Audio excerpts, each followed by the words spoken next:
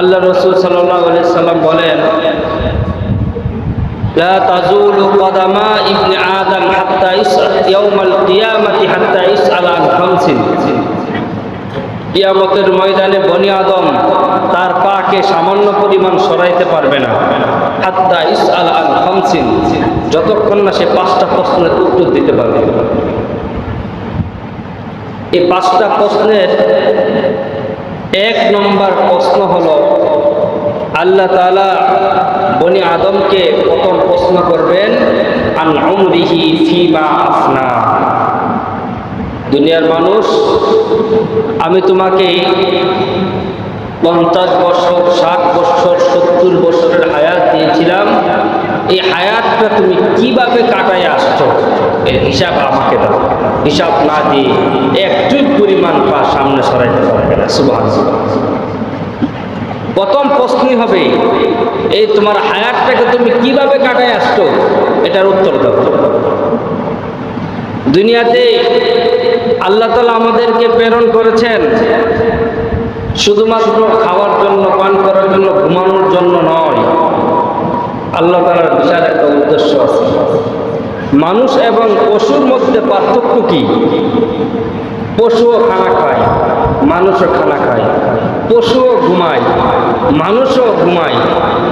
পশুও সন্তান জন্ম দেয়, মানুষও সন্তান জন্ম দেয়। পশুও হাঁটে, মানুষও হাঁটে। তাহলে বোঝা গেল এগুলো দিয়ে মানুষ আর পশুর মধ্যে কোনো পার্থক্য করা যায় না। আল্লাহ তাআলা আপনাকে আমাকে এক উদ্দেশ্যে বানাইছেন, আর এই পশু পাখি তাদেরকে ভিন্ন উদ্দেশ্যে বানাইছেন। আপনাকে আমাকে আল্লাহ তাআলা কিসের জন্য বানাইছেন? কুরআন কারীম আল্লাহ বলেন, ওমা খালাকতুল জিন্না ওয়াল ইনসা ইল্লা লিয়াবুদুন। আমি মানুষ এবং জিন জাতিকে, আমি মানব এবং দানবকে একমাত্র, কেবলমাত্র আমার ইবাদতের জন্য বানাইছি। সুবহানাল্লাহ বলে। তাহলে অন্যান্য মাখলুক যারা আছে তাদেরকে আল্লাহ তাআলা এক উদ্দেশ্যে বানাইছেন, আর মানুষ এবং জিন জাতিকে আল্লাহ তাআলা একটা উদ্দেশ্য নিয়ে বানাইছেন। সেটা হইল, আল্লাহ বলেন ইল্লা লিয়াবুদুন, মানুষ একমাত্র আমার ইবাদত করে। সুবহানাল্লাহ বলেন। আমাদেরকে আল্লাহ বানাইছেন আমার আল্লাহর ইবাদত করার জন্য। এখন আমি আপনি যদি আল্লাহর ইবাদতটাই ঠিকভাবে না করি, তাহলে আপনার মাঝে, আমার মাঝে, আপনার মাঝে এবং পশুর মাঝে, আমার মাঝে এবং পশুর মাঝে কোনো পার্থক্য নেই। এজন্য বিষয়গুলো আমাদেরকে ভাবা দরকার। আল্লাহ তাআলা আমার এই হায়াতে জিন্দেগির হিসাব নেবেন। কিয়ামতের ময়দানে এই হিসাব প্রত্যেকটা মানুষকে দিতে হবে।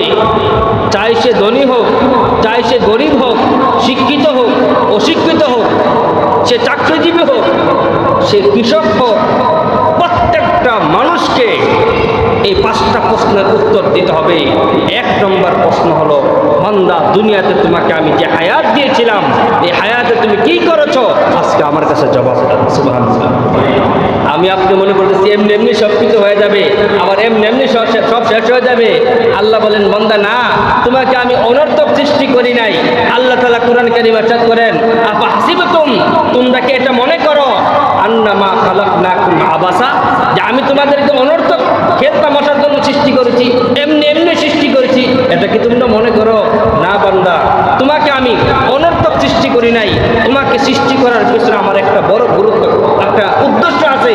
উদ্দেশ্য হলো, দুনিয়াতে আমি তোমাকে পরীক্ষা করব, আর পরীক্ষায় যদি তুমি উত্তীর্ণ হও, তাহলে আমি আল্লাহ তোমাকে বিশাল জান্নাতের মধ্যে প্রবেশ করাই দেব। সুবহানাল্লাহ।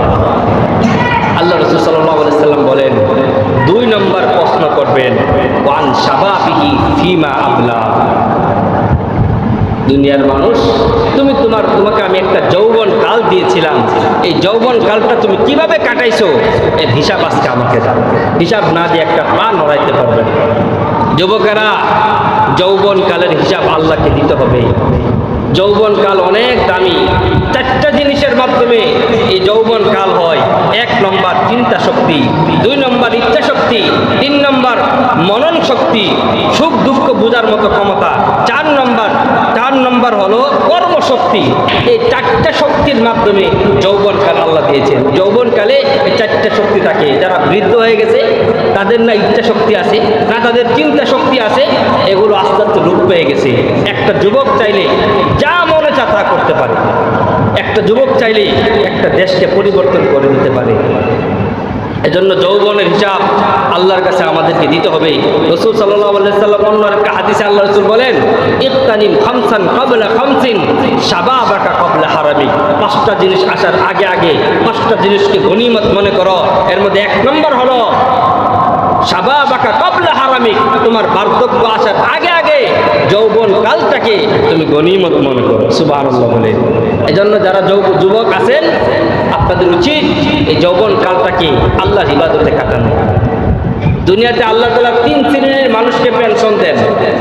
সরকারে যারা সরকারি কর্মকর্তা আছে, যারা সেনাবাহিনী আছে, পুলিশ আছে, বাহিনী যারা আছে এবং সরকারি কর্মকর্তা যারা আছে, একটা সময় বলে তাদেরকে সরকার পেনশন দেয়। যখন তার বয়স 30-40 বছর হয়ে যায়, সে রানিং 40 বছর যখন সরকারের গোলামি করে, তখন সরকার তাকে এরপর থেকে মৃত্যুর আগ পর্যন্ত তাকে পেনশন দেয়। আল্লাহ তাআলা দুনিয়াতে 3 শ্রেণীর মানুষকে পেনশন দিবেন। 1 নম্বর যে যৌবনকালে ইবাদত করছে, যৌবনকালে যে ইবাদত বন্দেগী তার যৌবনকালটা কাটাইছে, বৃদ্ধ যখন হয়ে যাবে তখন যদি সে ইবাদত বন্দেগী করতে নাও পারে, আল্লাহ তাআলা পেনশন হিসেবে তার আমল নামাতে ইবাদতের সওয়াব লিখে দিবেন। সুবহানাল্লাহ। 2 নম্বর সুস্থ থাকা অবস্থায় যদি বান্দা ইবাদত বন্দেগী করে, একটা মানুষ সুস্থ সবল, এখন সে ভালো করে ইবাদত করছে, সে যদি অসুস্থ হয়ে যায়, অসুস্থ হয়ে যাওয়ার কারণে সে ইবাদত বন্দেগী করতে পারে না, তখন আল্লাহ তাআলা ফেরেশতাদেরকে বলেন, দেখো সে সুস্থ থাকা অবস্থায় ইবাদত করছে কিনা। যদি করে থাকে, অসুস্থ হয়ে গেছে, ইবাদত করতে পারে না, তার আমল নামাতে ইবাদতের সওয়াব লিখে দাও। সুবহানাল্লাহ।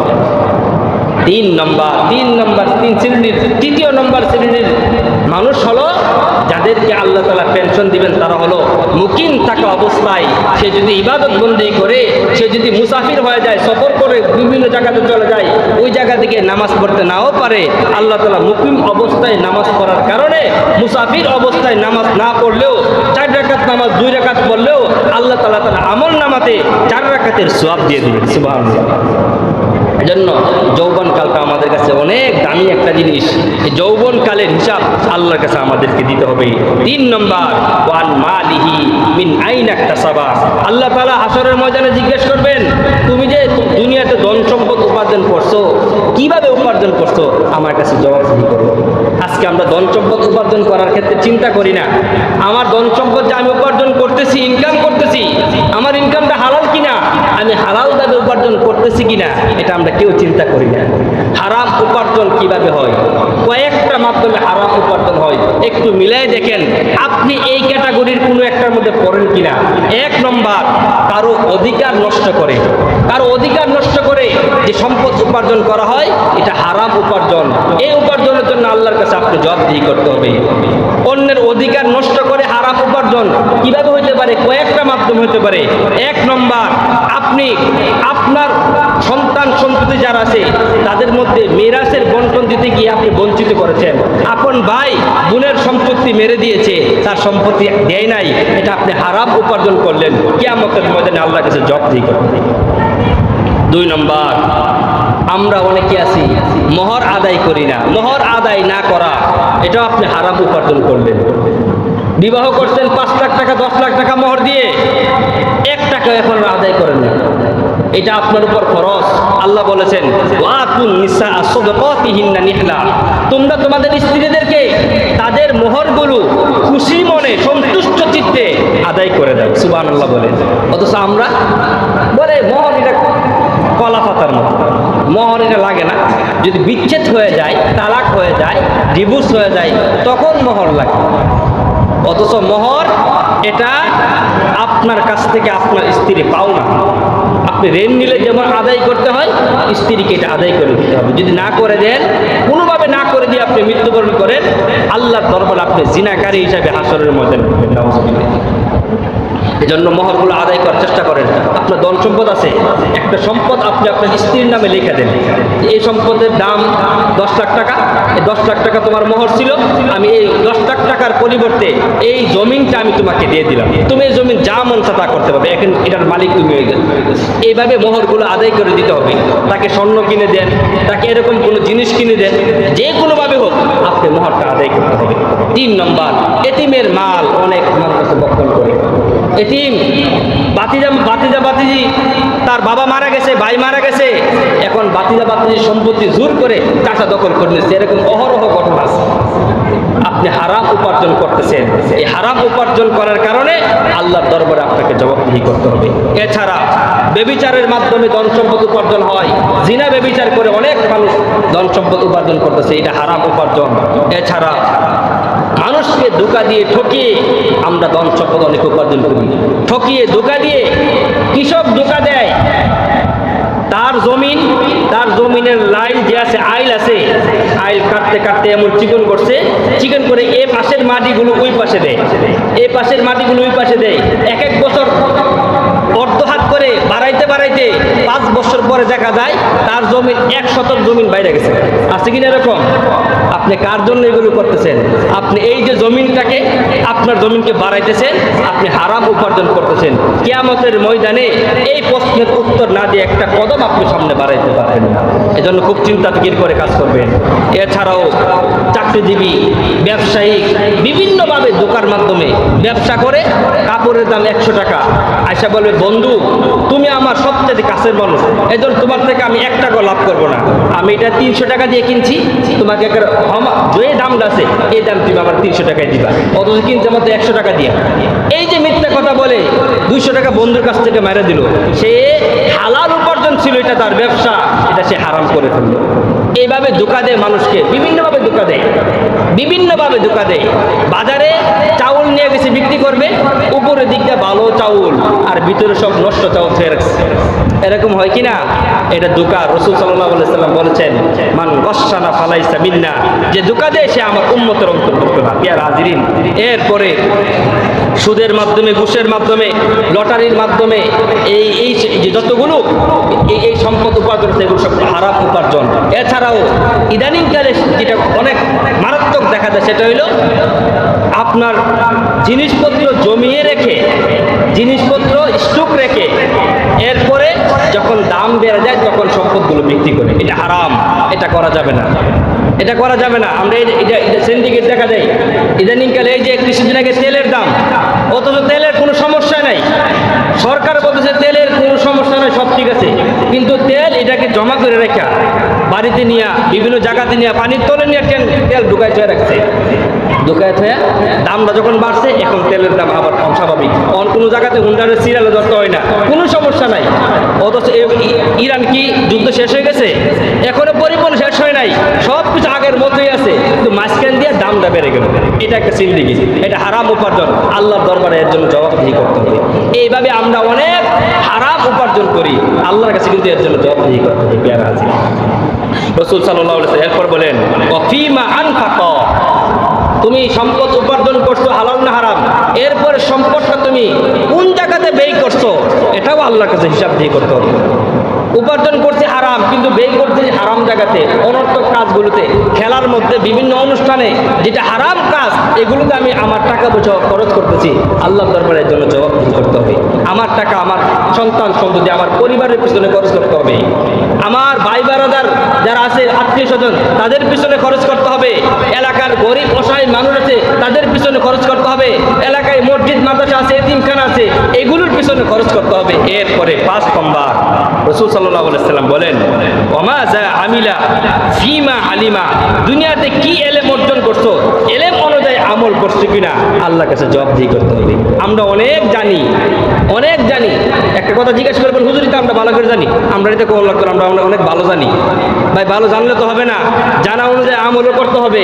অনেক কিছু জানলেন কিন্তু আমল করেন না, নামাজ পড়েন না, দাড়িটা রাখেন না, শরীয়তের মোতাবেক আপনি চলেন না, তো জানার দ্বারা কি হবে?